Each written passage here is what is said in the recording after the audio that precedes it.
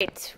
We are doing Chapter 7, Atomic Structure and Periodicity. We're going to start with 7.1, Electromagnetic Radiation, EMR. So you'll see the E, the M, and the R for electromagnetic radiation. I'll use that abbreviation sometimes. And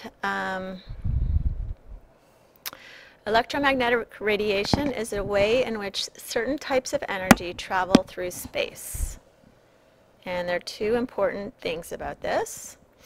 Electromagnetic radiation travels as a wave. This is a type of energy, okay? Travels as a wave. And electromagnetic radiation travels at the speed of light. Now, there are many types of electromagnetic radiation. We have gamma rays, X-rays, ultraviolet, then we have the visible range. And on the side here, do you remember Roy G. Biv? I wrote it backwards here because of the way we have it on this particular picture. The violet is over here, and then indigo and blue, green, yellow, orange, red. Vib, Gior, or backwards, Roy G. Biv. And you'll notice the visible range is actually just a tiny little bit in here. And then we go to infrared. Notice infrared comes after red. You should notice ultraviolet comes before violet. There's a reason why we have certain names for things. After infrared, we have microwaves, and then we have our radio waves. Radio waves are around 100 meters. Wavelength is in meters. And you'll see FM waves are shorter than AM waves. The length is increasing as we go to the right.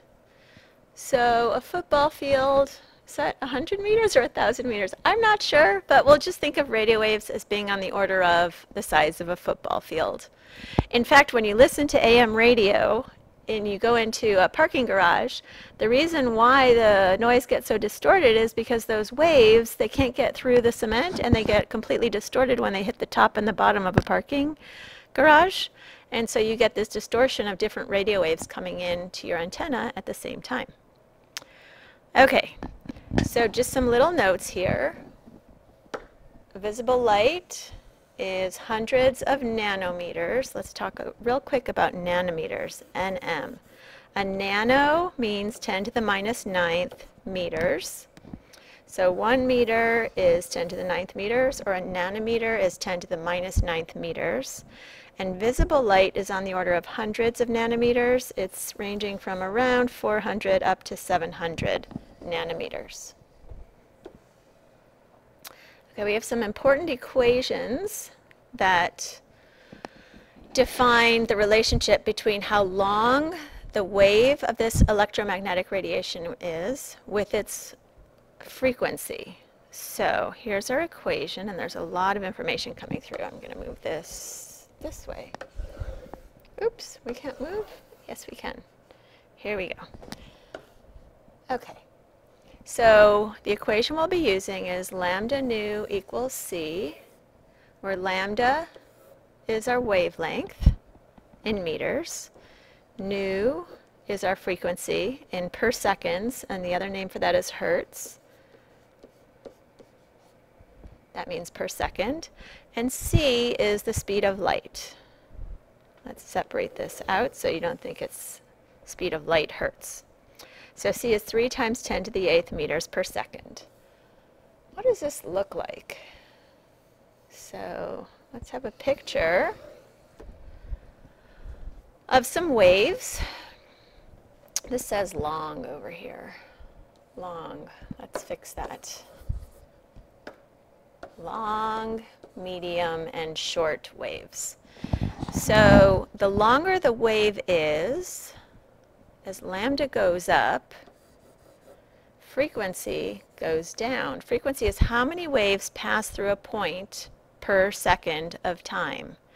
So this graph is showing you in 1 second, how many waves would pass through a point. So 1 second would be the distance from here to here. That's the length that these waves would travel total. And then based on the length of the wave, we see how many waves will travel in 1 second. So let me erase this real quick.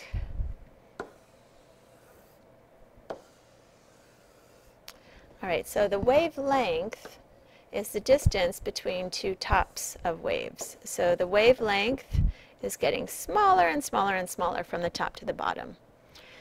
And we see when our wave, let's start with the shortest one right here, when we double the size, so right here you'll see we doubled the size of the waves. We double the size, we get half the number of waves passing per second. And when we quadruple the waves, let's see, 1, 2, 3, 4, I think I lined that up correctly. We double again, we have the number of waves that can move in 1 second. So we have this inverse relationship between frequency and wavelength. As wavelength goes up, frequency goes down. So this leads into the nature of matter. So we've learned before matter has mass and takes up space. And now we're learning about these waves. And it turns out that there's this idea that light can be viewed as a wave or as a particle. And this comes from Einstein. And Einstein suggests that electromagnetic radiation can be viewed as particles called photons. These would be like photons of light that come at you. And the energy of a photon is equal to h nu, where h is Planck's constant. 6.626 times 10 to the negative, 34 joules times seconds. And the dual nature of light says that light can be a wave or a stream of particles, where those particles are photons. And this is just a visual of what that means. In the top picture, we have light as a wave. So we have this wave. There's our wave. And then in the second one, we have light is a stream of particles. So all these particles are just streaming through, and it would be better if they were connected all together, but they're not. So this particle stream streaming through all those particles that are coming at you. And those particles are called photons. Now let's do some problems. We have two equations, E equals h nu and lambda nu equals c.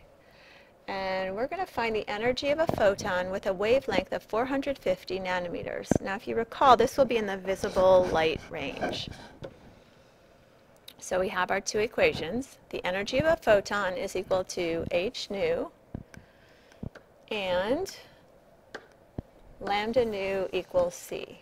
So we've got our two equations, and we're going to use those to find the energy. What we're searching for is the energy of a photon. So ultimately we were trying to find this energy over here, and we can use these equations. We could actually substitute isolating nu in here. Nu is equal to c over lambda from the second equation. And now we can substitute that into our equation for energy. Energy equals h. And I'm going to substitute this value for nu over here, c over lambda. So the energy of a photon, it's important to remember this is the energy for a single photon, equals Planck's constant times the speed of light divided by lambda. Now, we have a little bit of a trick here. So Planck's constant and the speed of light, sorry about that.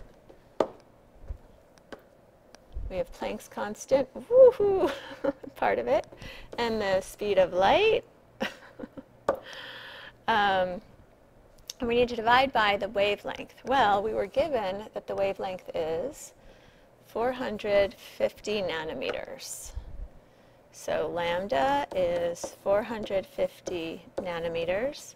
We need to convert that into meters because right here we have meters, not nanometers.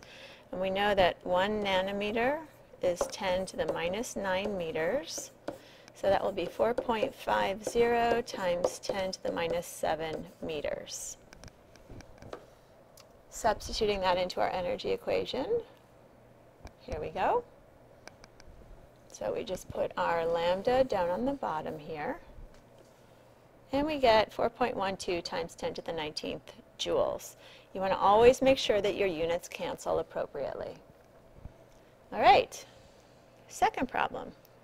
Find the energy of a mole of photons, a whole mole, this mole of photons, with a wavelength of 450 nanometers. Now, do you notice this wavelength right here? It's the same, oops, it's the same wavelength as problem 1. Right here, problem 1, 450 nanometers. Oops.